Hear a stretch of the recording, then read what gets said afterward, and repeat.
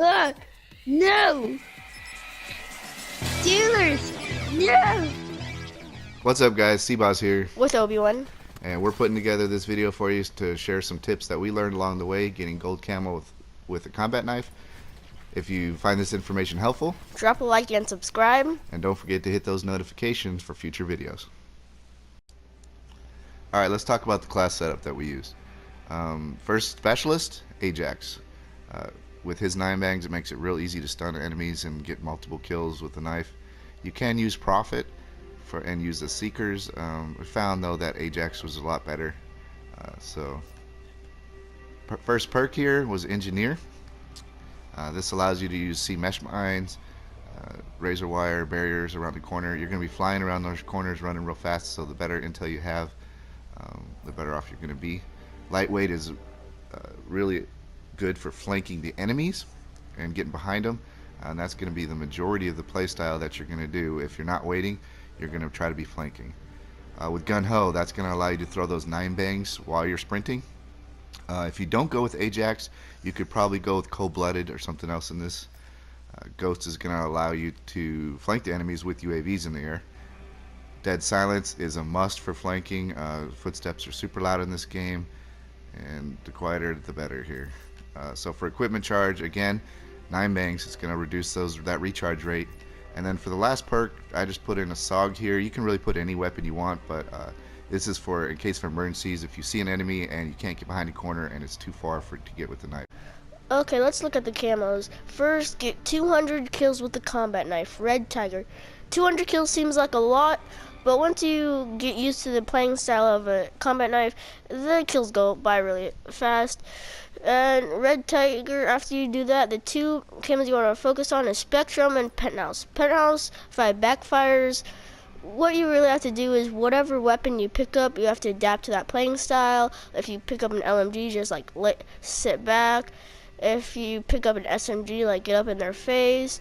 And then for Spectrum, 5 Bloodthirsties, you have to really just get like 3 kills and then sit back and like just play it smart to get those next 2 kills.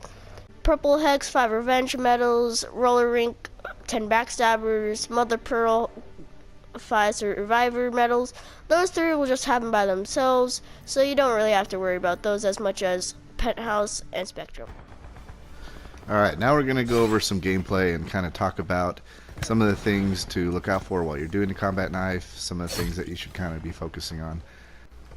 Alright, so the first thing is definitely as you play the knife and you know you can't get to the guy with the knife, make sure you take out that emergency gun that we talked about earlier so you can keep that KD up. Don't forget to switch back to the knife so you can continue to get kills and credit towards that weapon. Okay, something else to think about is you could have some games with bad KD with a knife, especially the larger maps, the more open ones. So make sure that you're actually playing the corners. You may actually have to camp a little bit so that you're not running through the center, because that's suicide, with a knife. So you're gonna have to, change your play style a little bit, be stealthy. You're still gonna die. I mean, it's gonna happen, but you can maximize how many kills you get if you play the corners and you play right. Also, make sure that you're using your score streaks. Score streaks are going to help you keep that KD up. So, if you do bad with the knife, you can kind of make up for it with your score streaks, your equipment, your specialist weapon, and your specialist equipment. All those kind of come into play and help you out with that KD.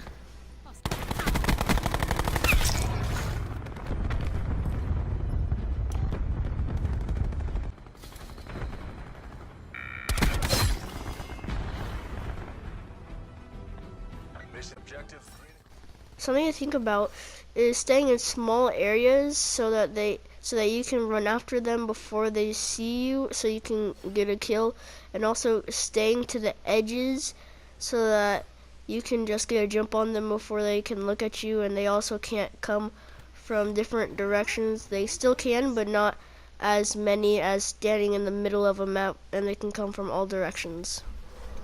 Yep, it's always good to limit the directions that an enemy can approach you at, and part of that is knowing where the enemies are spawning.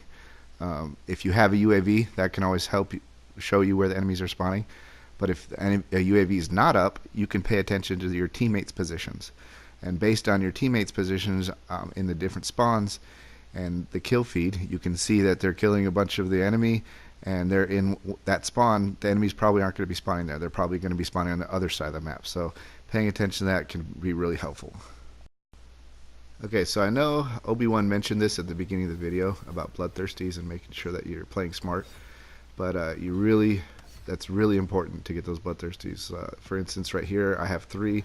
I make sure I'm safe and throw that flashbang to get those guaranteed kills for that bloodthirsty. But if you're getting up there 3-4 kills, just slow the play down a little bit. Make sure you get those last kills, because that is going to be the hardest camo to unlock. So if you're doing that, I think the rest of this stuff should be pretty easy for you. There's a guy over there. As you saw in the video, you shouldn't go toe-to-toe with a weapon. You should just try to flank them. Don't go head-to-head on a weapon, because you're most likely not going to succeed. Yeah, definitely if you have any kind of distance with an enemy, it's not smart to go straight on. You want to try to get out of side. So, but something else I want to mention, you notice there's some good and bad clips in here. I did that on purpose so I could show you, it doesn't always go well. Sometimes it's going to be tough. Sometimes you'll get more deaths than kills. And sometimes you think you'll be able to get to that guy, pop around that corner, and you just can't quite make it. So keep that in mind, because the most important thing is you find yourself getting frustrated. Oh! Boom! We got it! We got it! It might just be time to switch to another weapon for a couple matches, so you can clear your head and so that you're not frustrated, and then come back to the combat knife later. Because what is important about this game, it is a game and it's important to have fun. So if you're not having fun, you gotta switch it up a little bit so you are. I know the camo, gold camo for some weapons is a grind, and it can be tedious, but you can, if you get too tired of one weapon or the camo grind on that, switch to a weapon that you do have fun with for a little bit, and then go back to it. And that's probably most important thing is this is a game, and make sure that you're having fun.